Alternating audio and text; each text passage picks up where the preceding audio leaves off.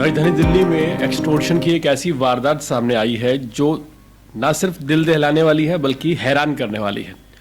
हैरत इस बात की है कि बाहरी दिल्ली के बवाना क्षेत्र से एक यूट्यूबर से जिसकी उम्र महज 24 साल है, एक्सटॉर्शन की मांग की गई, वसूली की मांग की गई। इसके बदले में ये कहा गया कि अगर वो पैसे नहीं देगा तो उसे जान से मार दिया जाएगा। लेकिन हैरानी इस बात की है कि एक साधारण से यूट्यूबर से 13 करोड़ रुपए की मांग की गई। मांग करने वाले शख्स का नाम विशाल उर्फ कटिया बताया गया है, जिसके खिलाफ पहले भी एक्सटॉर्शन की कॉल करने के कई मामले दर्ज हैं। हाल फिलहाल दिल्ली पुलिस ने बहुत जल्द इस शख्स को गिरफ्तार कर लिया है।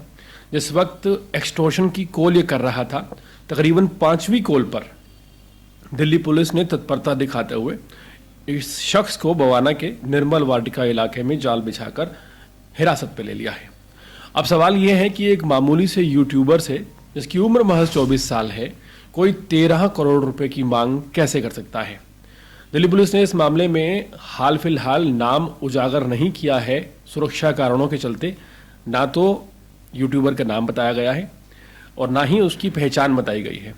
लेकिन ये ज़रूर बताया गया है कि जो यूट्यूबर था उसकी 6 महीने पहले उसके फादर इन लॉ की डेथ हुई थी और उसने लव मैरिज की थी।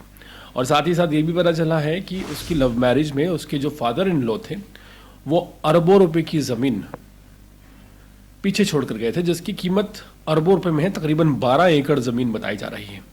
और हैरानी की बात यह है कि जिस शख्स ने एक्सटॉर्शन की मांग की है उसे घर की ये सारी बातें मालूम थी। अब यहाँ पर कहीं ना कहीं इस बात पर सवाल उठता है कि क्या ये जो शख्स है जिसने एक्सटॉर्शन की मांग की, इसको घर का ही कोई आदमी जानता था। आप कह सकते हैं कि घर का भेदी लंका ढाए वाली यहाँ पर स्थिति है, क्योंकि अरबों रुपए की संपत्ति एक यूट्यूबर के नाम हुई है।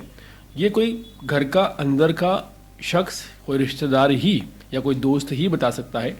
और ऐसे में विशाल कटिया नाम के इस शख्स ने एक्सटॉर्शन की मांग की और बार बार कॉल करके ये यूट्यूबर से 13 करोड़ रुपए की मांग कर रहा था।